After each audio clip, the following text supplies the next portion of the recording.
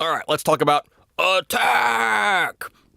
Attack is a very, very fun particular knob on a compressor.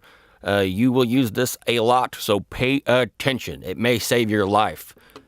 All right, we switched to drums here. Drums are really fun for compression, and it's a good way to illustrate this stuff so you can kind of start hearing what you actually gain from it, from these incredibly valuable tutorials. All right, let's hit play. That's a DW drum set. Nothing like real drums. Okay, now, first thing we're going to do is pull the threshold down so we can start smacking this thing, and you'll see it here on the screen.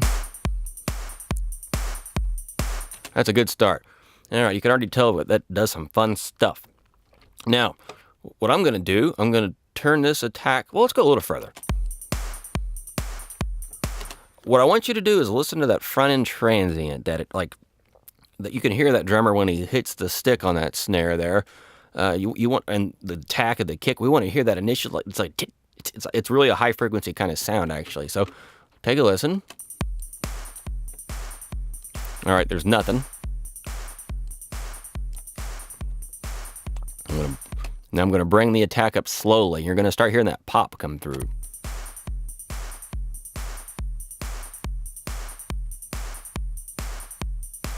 So right there, you're starting to hear a little bit of the tick, tick, tick in the beginning of each hit.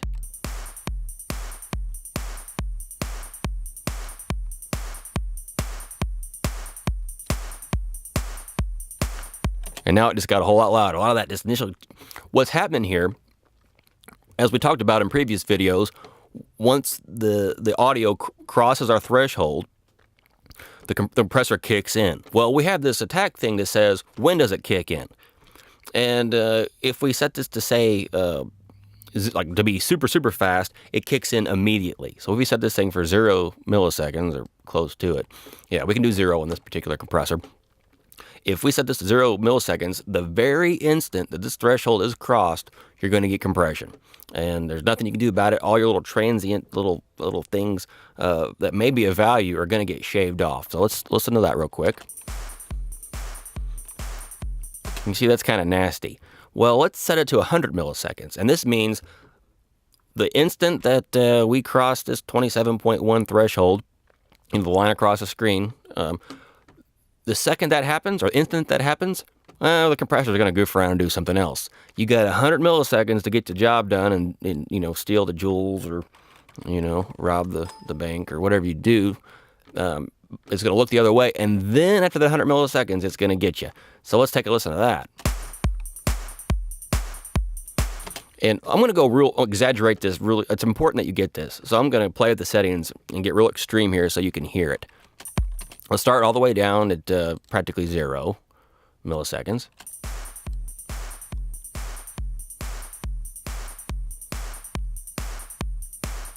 And you heard right there the pop and that clap really, really comes out.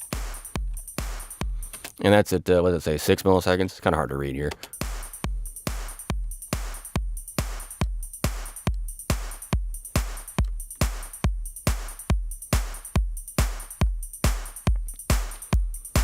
And because these are drums and they're transient style instruments, if we crank this attack up to crazy high, well, the fastest we can go is 500 milliseconds, so half a second.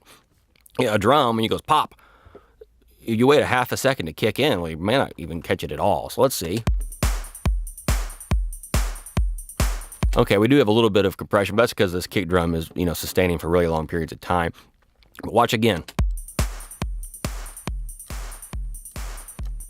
Shaving everything off and then slowly letting that attack back in.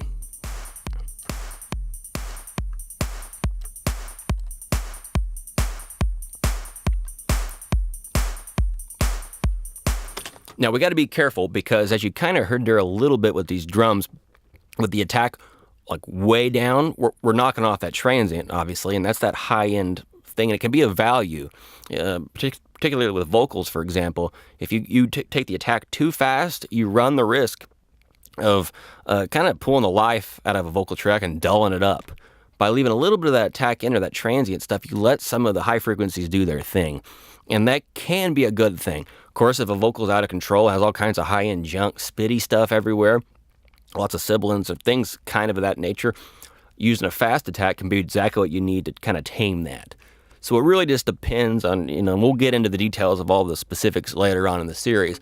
But the point here is to know that you can let this compressor goof around for a minute before it clamps down. And by using that, we can do radically different sounds, like emphasizing more attack or less. And in that regard, compression can actually increase dynamic range. People always talk about limiting dynamic range, but by letting stuff slip through, we can let those little peaky guys through, and that can be really useful for snare drums, kick drums, and shakers, transient type instruments. Over and out.